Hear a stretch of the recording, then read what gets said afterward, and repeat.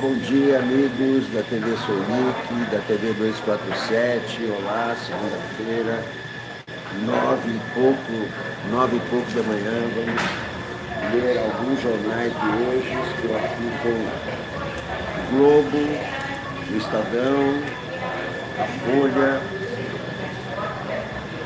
Primeiro, tomar um café da manhã enquanto vocês começam a chegar, bem-vindos à TV Sonic.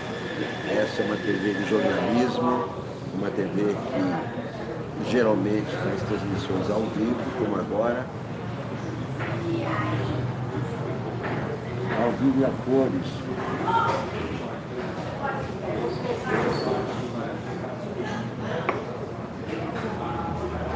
Olá, Luiz Antônio, como está? Tudo bem aí?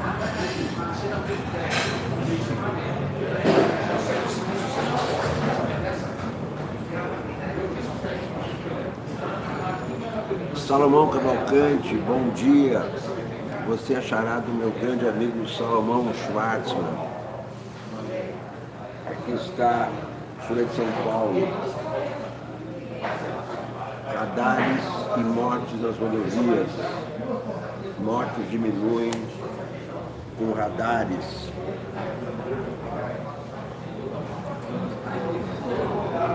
Só PSL novo decidem votar em bloco a favor da Previdência, outra chamada da Folha de São Paulo.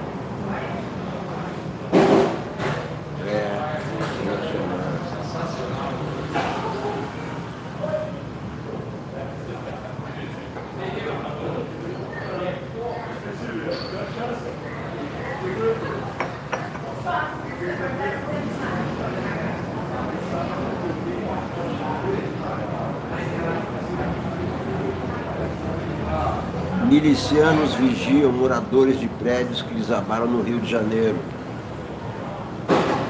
Proprietários de apartamentos dos 2 prédios regulares que desabaram na comunidade pagam mensalidade a grupos milicianos e vivem sob vigilância.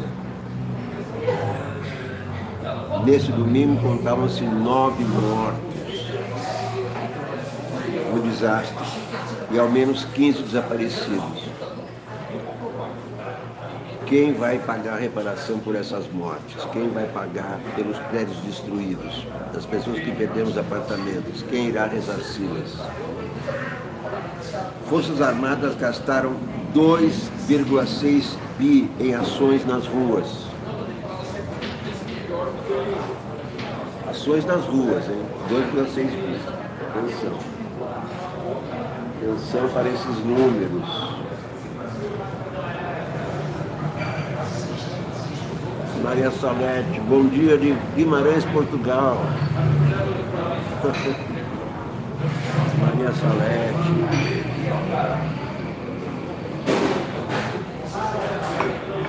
Muita gente preocupada porque eu faço lives no carro e temem assalto. Mas eu faço as lives em regiões muito seguras, regiões que eu conheço bem. Eu ando todo dia nas regiões.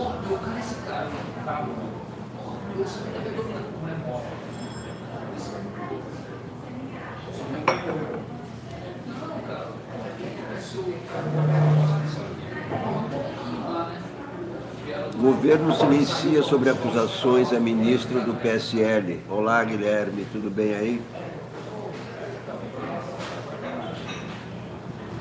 O governo decidiu ficar em silêncio sobre as acusações da deputada Alê Silva contra o ministro do Turismo Marcelo Álvaro Antônio, envolvido com candidaturas laranjas do partido.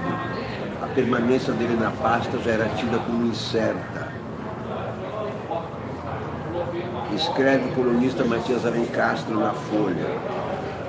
Caos na política externa faz titular insubstituível.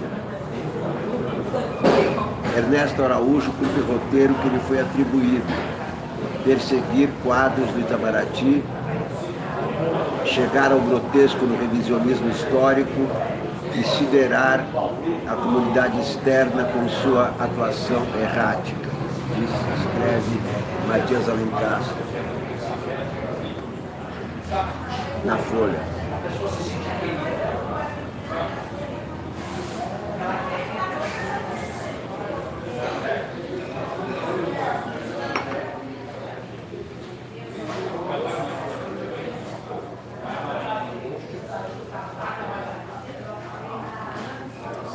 Manchetes do Globo. Fusão de pacotes anticrime prevê lei mais dura em décadas. Proposta de Moro e Moraes. A nova dupla agora, Moro e Moraes. Olá, Robertson de Blumenau. Para combater violência e corrupção devem ser unificadas.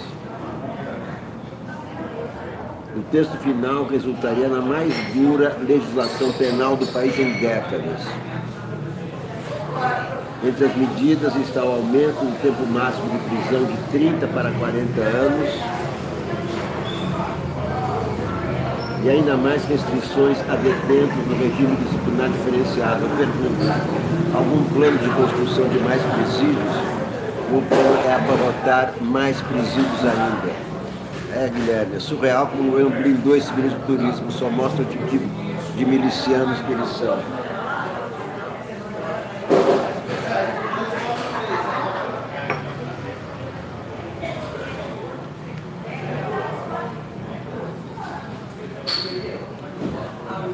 Olha aqui a charge do Chico.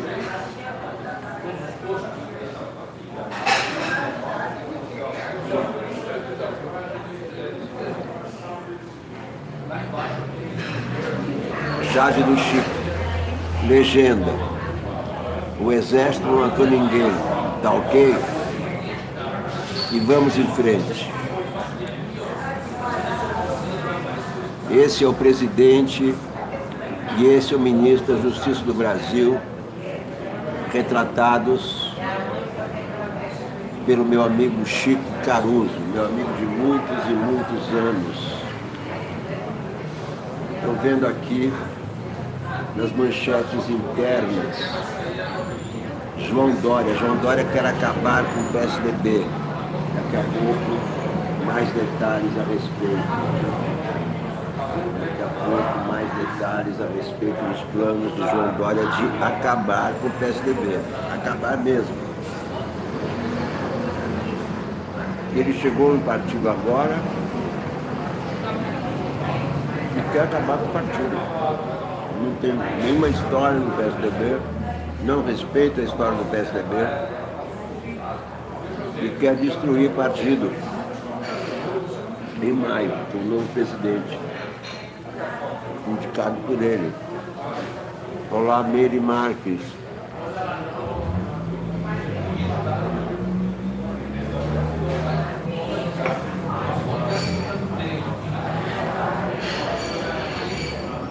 Meire. Nome de PSDB, isso é verdade. É verdade, Guilherme. É verdade. Para apagar a história do PSDB, eles vão mudar o nome. Eles estão preparando uma pesquisa e o resultado que eles querem é mudar o nome, porque vai tirar o social do nome, porque quando foi fundado o partido era de centro-esquerda, né? Social-democrata, na tradição da social-democracia mundial. Mas ela deixou de ser social-democracia. Então, vai mudar de nome. Mesmo sem mudar de nome, já mudou a orientação do partido, né? E ele quer afastar os tucanos históricos. Zico de Dendê. Zico de Dendê. Bom dia, bom dia.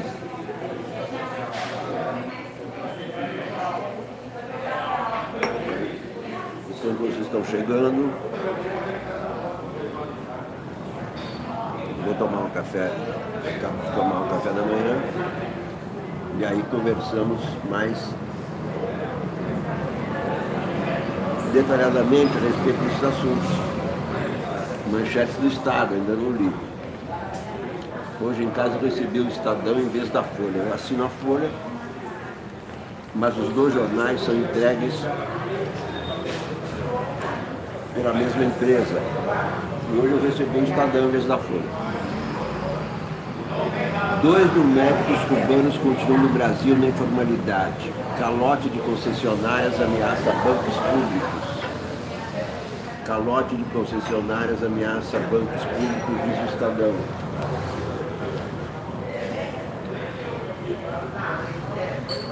Grupo de Dória quer expurgo no PSDB. Está aqui, ó, Guilherme. Aliados do governador João Dória planejam faxina no PSDB após a Convenção Nacional do Partido em junho.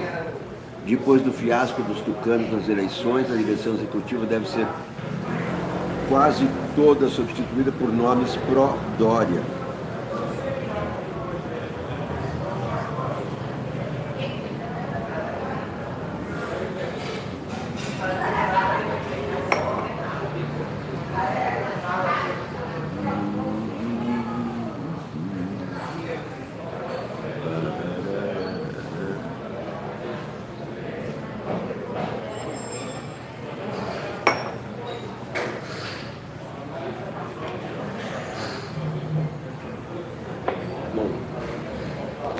Do café.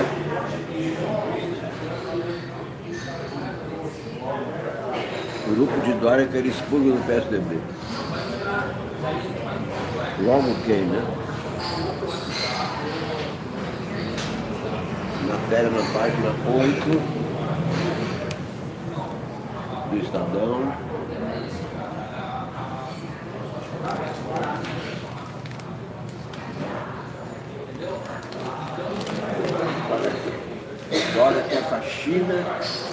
Dória quer faxina e mudar o nome do PSDB.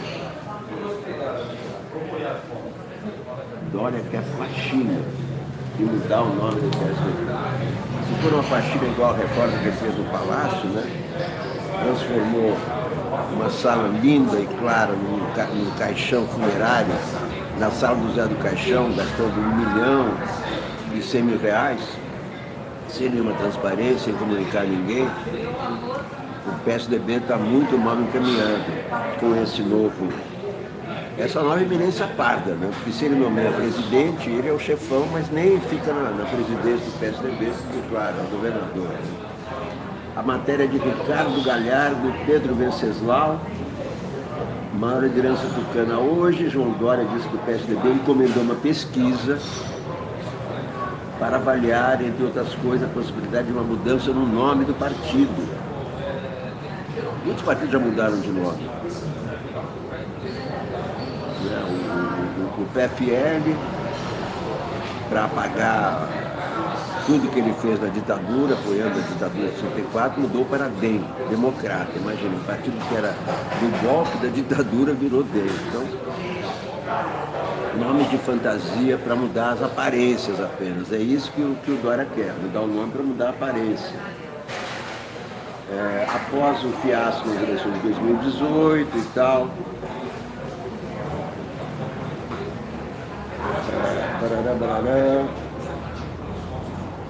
Ontem o Bruno Covas foi lançado à reeleição na prefeitura. Nesse evento aqui esteve Dória, esteve o Alckmin e etc. O Goldman, que deve ser um dos expurgados pelo plano histórico, um dos fundadores do PSDB, disse o seguinte: precisamos saber se ele vai mesmo tomar o partido de assalto, como pretende. Dele não posso esperar nenhum ato decente.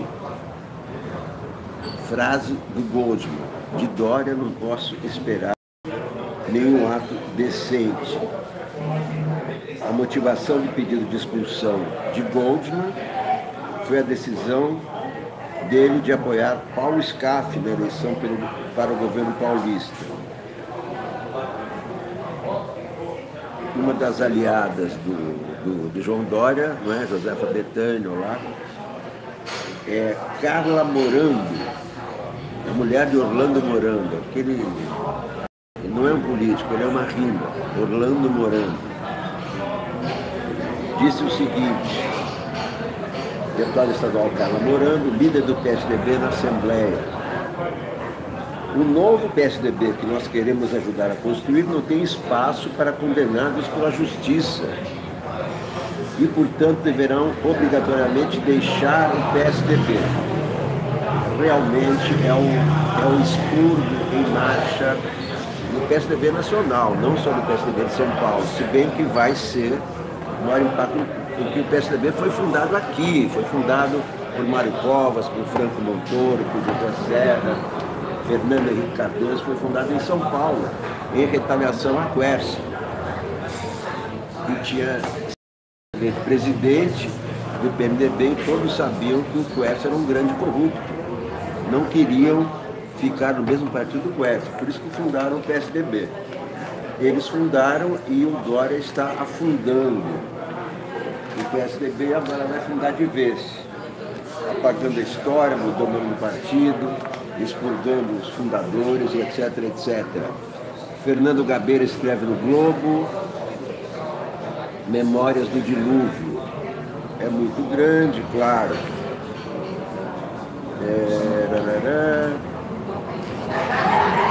A descrição dele do Rio de Janeiro no dilúvio da semana passada. A cidade parecia arrasada. Os carros se deslocavam com dificuldade em marcha constante, para que o motor não morresse. Muito obrigado, Josefa. Vamos fazer em Recife a TV Solnic. Brevemente vamos ter uma TV Solnic em cada capital do Brasil. A cidade parecia arrasada. Os carros se deslocavam com dificuldade em marcha constante para que o motor não morresse. Tentei orientar o motorista pelo instinto. Achei algumas ruas escuras e traiçoeiras. Na entrada do túnel caiu uma árvore. Meia hora e a árvore foi movida por um guindaste. Em Ipanema, de novo engarrafados. A rua Vinícius de Moraes estava cheia de carros buscando a lagoa inundada. Pedi ao motorista para dar uma ré. Usamos a Joana Angélica para ganhar minha rua, mas o bloqueio continuava. Os carros da Vinícius fechavam a passagem. Disse para ele: estou a 400 metros de casa. Ainda chove e terei de carregar 2 malas de câmeras, a mochila com o computador e a mala de roupa. Bem que gostaria de saltar aqui para você se safar, mas não dá. Desci do carro na chuva e fui até a Vinícius controlar o trânsito. Toreei alguns carros, outros não davam nem bola. Finalmente consegui abrir a rua. Cheguei em casa depois da meia-noite. Todos bem, felizmente. Estava aceso. Vi um homem com a camisa do Vasco agarrado na cerca do Jardim Botânico. Ia para a Rocinha, parecia calmo. A repórter enfatizava a dificuldade da sua jornada. Ele parecia ver tudo com normalidade. Gente forte. Esperava dormir tranquilo, mas acabei ficando excitado demais com o longo dia. Antes de dormir, sabem quem apareceu na TV? Crivella. A ciclovia Tim Maia é segura, desde que não haja desabamentos, disse. $1 milhão para Crivella fechar a boca.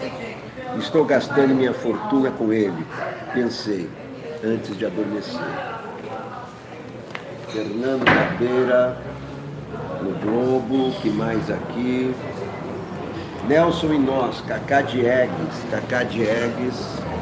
que acabou de ser empossado, novo imortal, membro da Academia Brasileira de Letras. O grande cineasta Nelson Pereira dos Santos foi um dos maiores artistas e pensadores da cultura brasileira no século XX. Da cultura brasileira e da criação cinematográfica em países que, quando Nelson começou a fazer filmes, estavam ausentes das telas, exilados da história oficial do cinema no planeta. Países e povos que naquele momento não tinham representação alguma deles mesmos, imagens e sons que eram e do que podiam ser. Nelson nos deixou em 2018.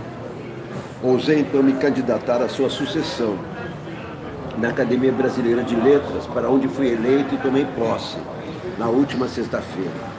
Amigos de dentro e de fora da ABL me incentivaram a candidatura. Mas a pressão decisiva foi a da necessidade de guardar a lembrança de meu antecessor, como inventor de um cinema, mestre e guia de uma geração, e de qualquer outra geração do cinema brasileiro, mesmo as dos que nunca viram um filme seu. Mesmo esses são tributários da luz imortal de Nelson Pereira dos Santos. Cacá Diegues, no Globo, a arte brasileira não vai morrer porque os artistas brasileiros são maiores do que os ditadores de plantão, os ditadores e nem os atuais vão acabar. Fusão de propostas de Moro e Moraes trará mais rigor e encarceramento contra o crime. Quer dizer, eles vão encher os presídios, vão lotar os presídios mais e mais. Mais gente vai morrer nas masmorras carcerárias, porque esse plano não prevê construção de presídios, prevê apenas mais prisões, prisões mais demoradas, em vez da pena de 30 anos para 40 anos. O pacote com essas propostas não pode ser aprovado, porque isso só resulta em mais violência. Encarcerar tanta gente em prisões, isso resulta em mais violência, não em menos violência. Irritado, Bolsonaro fala em deixar PSL no futuro. Claro, mas ele não... Partido para ele não quer dizer nada, nem o dele, nem nenhum. Ele encontrou um partido biombo só para ser candidato. Matéria de Bruno Góes e Amanda Almeida, no Globo. PIB, o PIB caiu, sim. PIB caindo, né? O PIB começou a cair com a Lava Jato. A Lava Jato está acabando com o PIB brasileiro. E esse governo também, com as suas medidas, está colaborando para cair mais ainda o PIB, em vez de aumentar o PIB. Fonte de problemas para o governo, o PSL passou a irritar o presidente Jair Bolsonaro, que em conversa com líderes partidários na última semana chegou a confidenciar o desejo de deixar a sigla no futuro. Bolsonaro se filiou ao PSL, foi um partido de aluguel, ele alugou o PSL. Lembra o partido do Collor, exatamente, Guilherme. O Collor se elegeu por um partido chamado PRN, né? Partido de Renovação Nacional. Ele caiu em 2 anos e o partido ficou reduzido a pó.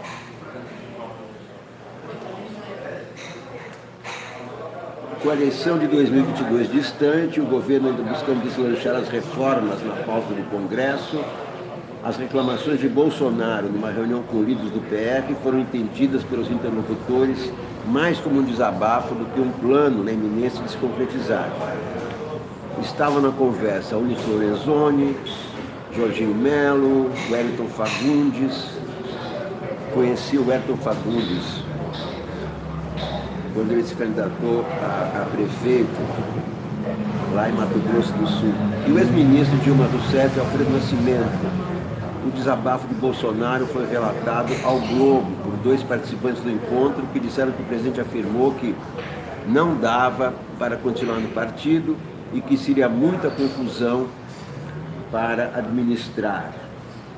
Aqui uma outra matéria, Bebiano lamenta a falta de consideração de presidente. Ex-ministro, que é advogado, deixou processo em que defendia Jair Bolsonaro na justiça eleitoral, mas foi destituído. Bolsonaro foi destituído dos processos. Bebiano foi destituído dos processos por Bolsonaro. Matéria de Jussara Soares no Globo, quase 2 meses após ser demitido da Secretaria-Geral da Presidência, Gustavo Bebiano cortar os últimos laços que mantinha com Jair Bolsonaro. Ele deixou na semana passada os processos em que defendia Bolsonaro na justiça eleitoral. Ainda seguem com Bebiano ações criminais e civis, embora ele diga que quer passar tudo.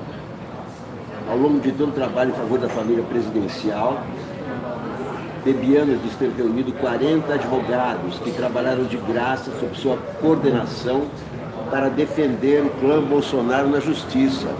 40 advogados defendem o clã Bolsonaro na justiça. É por isso que nenhum processo anda. Não anda o caso Queiroz, não anda o caso Jair Bolsonaro. Mesmo depois de sua demissão, o ex-ministro contratou uma perícia no processo contra Adélio Bispo para demonstrar que o autor das facadas do presidente tem condições mentais de responder por seus atos. Todo o seu esforço na avaliação de Bebiano não foi reconhecido. Diz o Bebiano, apesar de ter sido chamado de mentiroso e não ter tido uma gota de consideração depois de tudo que fiz, minha posição profissional continua a mesma. A psiquiatra forense Paula Camposan foi contratada por Bebiano para fazer uma nova avaliação sobre a sanidade mental desse papeador, considerado inimputável pela justiça. A perita cobrou 15 mil pelo trabalho. A primeira parcela de 5 mil foi paga pelo próprio Bebiano e depois reembolsada por Bolsonaro. Diz Bebiano, enquanto muita gente fica dando ataque histérico e fazendo gracinha na internet, quem tomava as providências efetivas era eu. Claro que ele está se referindo ao Carlos Bolsonaro. Bebiano foi substituído pela advogada Karina Cufa em 30 ações eleitorais. A advogada afirmou que também deve assumir processos civis e criminais, mas ainda faz o levantamento das causas que tramitam na justiça. Acho que cada um tem que seguir com a sua vida, disse Bebiano lá, Conceição Vidal. Bom dia Porto Alegre, bom dia a todos. Cabe à Polícia Federal apurar os líderes do PSL sobre ministro do Turismo. Matéria de Bruno Góes no Globo, líder do PSL na Câmara, delegado Valdir, aquele que gosta de exibir sua arma, sua pistola 380, que ele usa no seu coldre. Disse ontem que seu partido deve esperar a investigação da PF sobre a acusação de ameaça de morte à deputada Alessio para tomar qualquer providência. A parlamentar afirmou no sábado que o colega do PSL, ministro do Turismo, Marcelo Álvaro Antônio, fez ameaças contra sua vida em 2 ocasiões com transmissão de recados por políticos.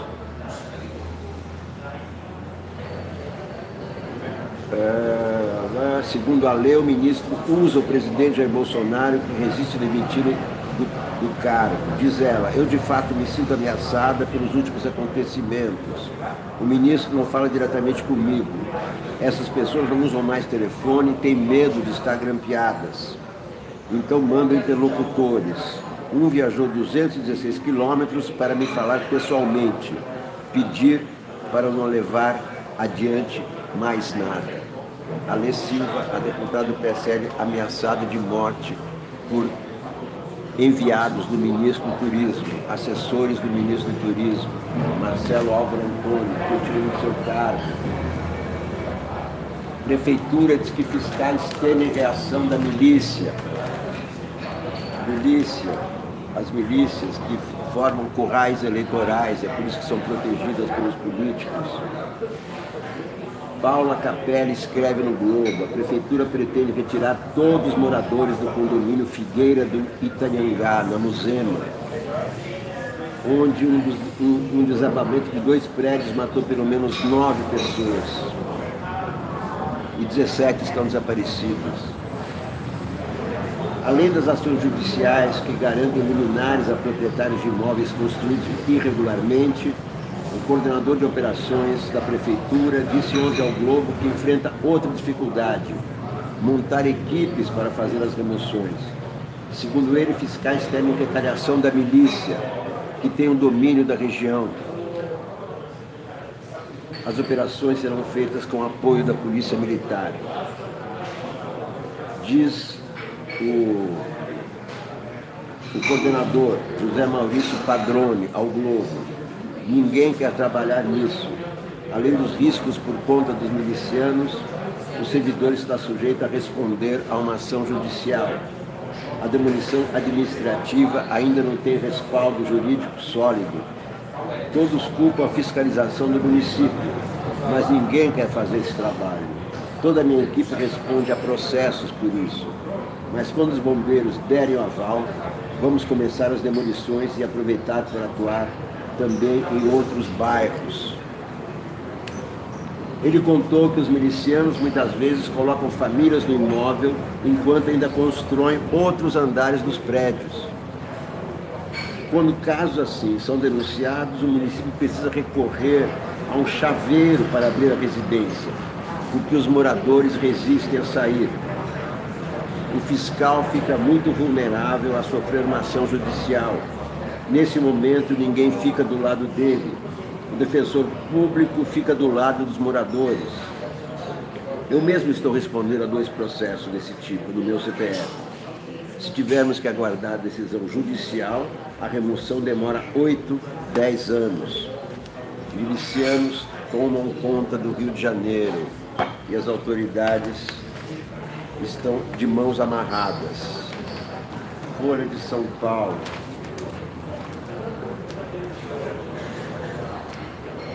Olha aqui a charge da Folha de Montanaro. Bolsonaro lavando as mãos num oceano de sangue. 80 tiros.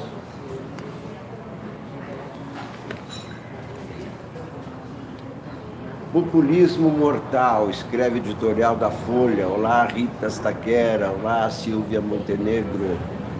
Olá, Fran Martins. Bom dia, amigos. Bom dia, bem-vindos. Na ânsia de agradar a caminhoneiros e demais condutores de veículos, Bolsonaro acena com medidas que elevam a insegurança no trânsito.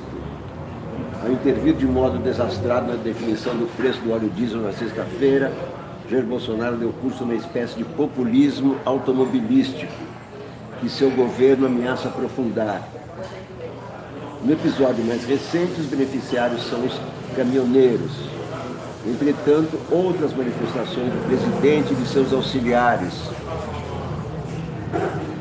mostram a disposição de agradar a motoristas em geral, com medidas que provavelmente elevarão o já trágico número de mortes no trânsito. Bolsonaro tem atacado as lombadas eletrônicas e chegou a anunciar que não renovaria os contratos para o monitoramento de velocidade nas estradas federais. Semipresidente já temos, escreve Vinícius Mota. O interregno Michel Temer, situado entre Dilma e Bolsonaro, desponta quase como um experimento de laboratório a iluminar os contornos da governança política brasileira, desde que o país mergulhou na depressão econômica em meados de 2014, por coincidência, quando a Operação Lava Jato começou a agir, começou as suas ações nefastas, que acabaram com as empreiteiras brasileiras e derrubaram o PIB do Brasil.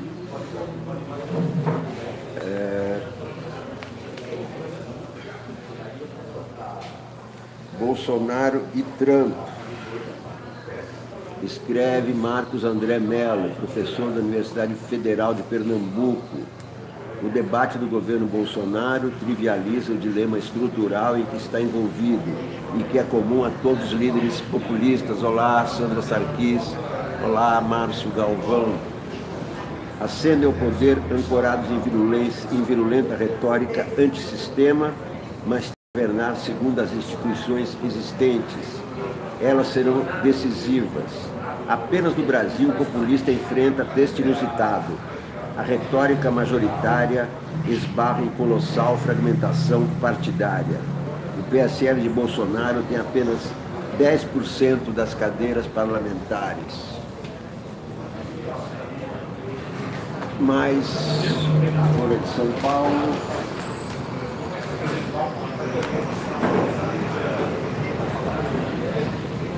Jaleco e tom ufanista, escreve Daniela Lima no painel. O Ministério da Saúde avança na formulação de propostas para mudar o nome e as bases do Mais Médicos, criado por Dilma Rousseff em 2013. Até maio, o governo pretende mandar um projeto para o Congresso para mudar o nome para Médicos pelo Brasil. Só que os 8 mil médicos que Bolsonaro expulsou não foram substituídos até hoje. Desde a saída dos cubanos em dezembro, 15% dos brasileiros que entraram no Mais Médicos abandonaram seus postos nos primeiros 3 meses.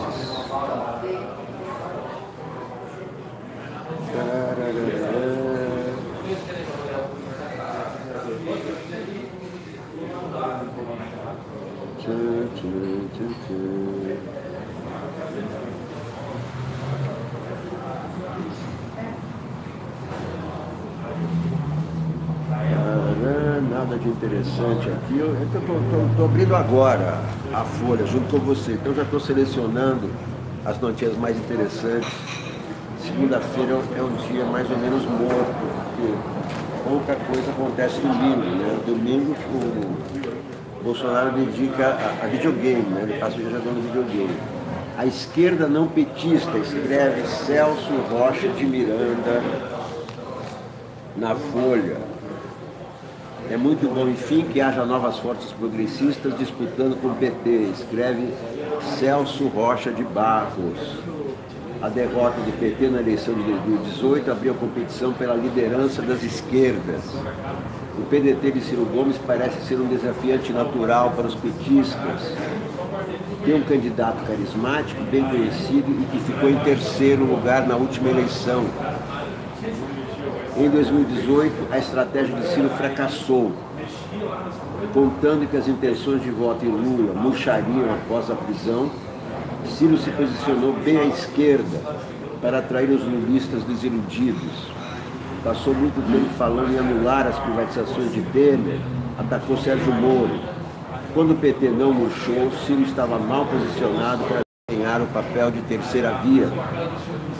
O dilema de Ciro em 2018 é o da esquerda não petista agora. Expulsar o PT do espaço que atualmente ocupa a esquerda ou se posicionar entre o PT e o centro. Olá, Guilmar, tudo bem aí? No caso do PDT, a disputa é séria, porque ano passado os brizolistas atraíram gente boa que apostou em Ciro como terceira via. Tabata Amaral, por exemplo. Diz Celso Rocha de Barros. O PSOL é o partido que mais claramente disputa o espaço que o PT ainda ocupa.